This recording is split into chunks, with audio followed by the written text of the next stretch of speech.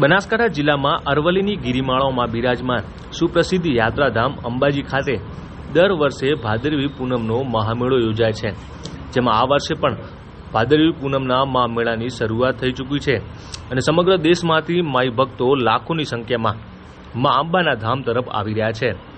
અનેક એવા માઈ ભક્તો છે જેમને બાધા આંકડી રાખી હતી અને તેમની મનોકામના મા અંબાએ પૂર્ણ કરતા दूर दूरથી पदयात्रा કરી પોતાના પરિવાર સાથે મા અંબાના ધામ તરફ આવી રહ્યા છે।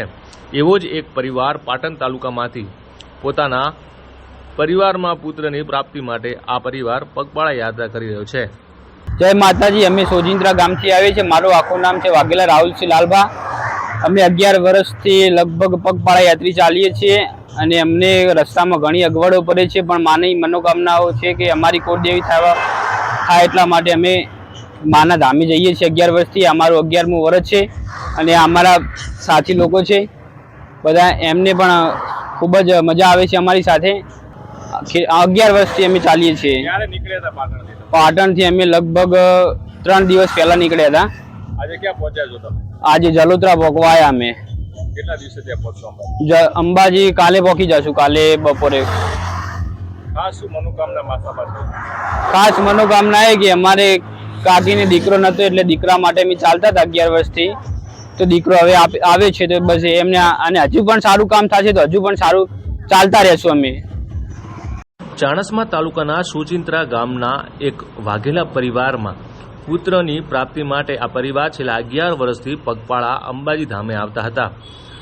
તેઓને પુત્રની પ્રાપ્તિ થતાં આજે તે પુત્રની મા અને પરિવાર પગપાળા સાથે મા અંબાના ધામ તરફ આવી રહ્યા છે।